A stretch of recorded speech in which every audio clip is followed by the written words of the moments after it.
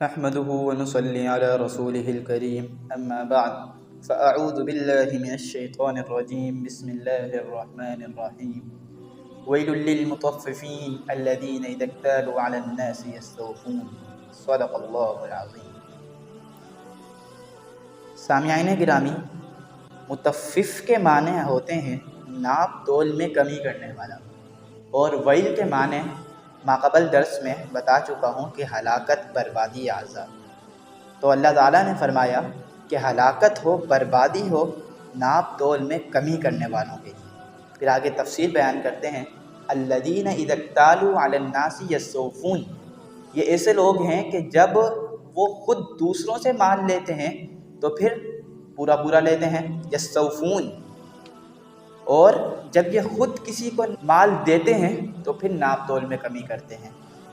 وَإِذَا كَالُوهُمْ أَوْ وَزَنُوهُمْ يُخْسِرُونَ، کمی کرتے ہیں، یخسرون، أَلَا يَظُنُّ أُولَٰئِكَ أَنَّهُمْ مَبْعُوثُونَ۔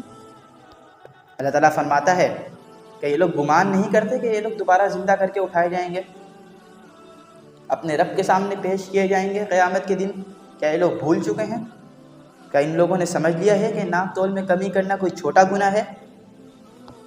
اللہ تعالیٰ قرآن میں جگہ جگہ فرماتا ہے وَأَوْفُوا الْكَيْلَ وَالْمِيزَانَ بِالْقِسْطِ، ناپ تول میں برابری کرو انصاف کے ساتھ۔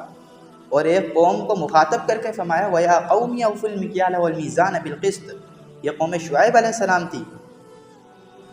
اللہ تعالیٰ نے قوم شعیب پر صرف اس لیے عذاب بھیجا کہ وہ قوم ایسی تھی جو ناپ تول میں کمی کرتی تھی۔ تو معلوم ہوا کہ یہ کوئی چھوٹا گناہ نہیں بلکہ یہ بہت ہی سخت اور نہایت ہی کبیرہ گناہ ہے، کیونکہ عذاب چھوٹے موٹے گناہوں پر نہیں آیا کرتے۔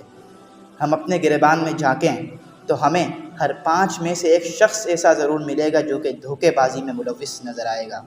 بات صرف ترازو تک محدود نہیں ہے کہ سمجھ لیا کہ ٹھیے والا ہی صرف ناپ تول میں کمی کر سکتا ہے، صرف سبزی والا ہی ناپ تول میں کمی کر سکتا ہے۔ نہیں، ایسی بات نہیں، بلکہ جھوٹے وعدے کرنا، جھوٹی آفریں دینا، جھوٹے دکھاوے کرنا، حتیٰ کہ ہمارا کوئی بینک، ہمارے کوئی دفاتر، چاہے سرکاری ہوں چاہے ذاتی ہوں، کوئی ایک جگہ بھی ہمیں ایسی نظر نہیں آئے گی جو دھوکے بازی سے خالی نہ ہو، جو رشوت سے خالی نہ ہو۔ اور حالانکہ یہ گناہ ایسا ہے کہ اللہ تعالیٰ نے قوم شعیب علیہ السلام کو اس پر ہلاک کر دیا تھا، ان کے اوپر عذاب نازل کیا تھا، اور ہم سمجھ بیٹھے ہیں کہ یہ کوئی گناہ ہی نہیں ہے۔ لیکن ہم اندر ہی اندر چاہتے ہیں کہ اس ماحول کو درست کریں، اور لیکن جب ہم حل تلاش کرتے ہیں تو ہم اس کی شروعات صرف دوسروں سے کرنا چاہتے ہیں، خود سے نہیں کرتے۔ حالانکہ اس ماحول کو درست کرنے کے لیے ضروری ہے کہ پہلے خود کو درست کیا جائے، بعد میں دوسرے لوگوں کی فکر کی جائے۔ پہلے خود دیکھا جائے کہ کہیں میں تو دھوکے بازی نہیں کر رہا، کہیں میں تو اپنے معاملات میں کمی بیشی نہیں کر رہا۔ پہلے خود سے اس بیماری کو ختم کیا جائے۔ اگر آج آپ اور میں اس بیماری کو اپنے اندر سے ختم کر دیں گے، دھوکے بازی کو ختم کر دیں گے، تو کل انشاءاللہ اور لوگ بھی راہ راست پر آئیں گے۔ اللہ تعالی ہمیں اپنے اندر سے اس بیماری کو ختم کرنے کی توفیق عطا فرمائے، آمین۔